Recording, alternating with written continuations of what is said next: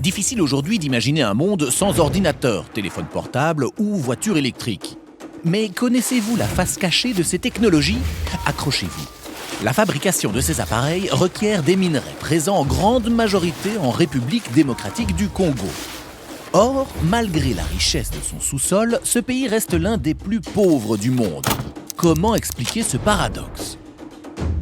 C'est ce qu'on appelle la malédiction des ressources. Les profits massifs de l'exploitation minière remplissent les poches des puissances étrangères avec la complicité d'une élite nationale. La population congolaise, elle, n'en reçoit que des miettes, mais en paye le prix fort. Attisant la convoitise du monde entier, ces minerais du sang alimentent des conflits armés violents depuis des décennies, ayant causé déjà plus de 6 millions de morts.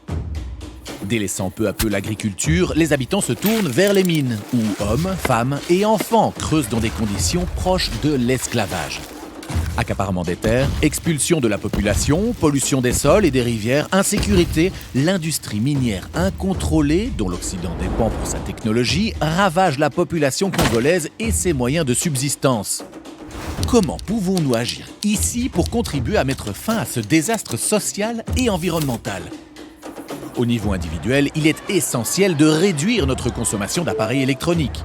Mais nous avons surtout besoin d'une action politique pour que cette transition verte, à laquelle s'est engagée l'Union européenne, soit une transition juste et n'aggrave pas notre dette écologique envers la RDC.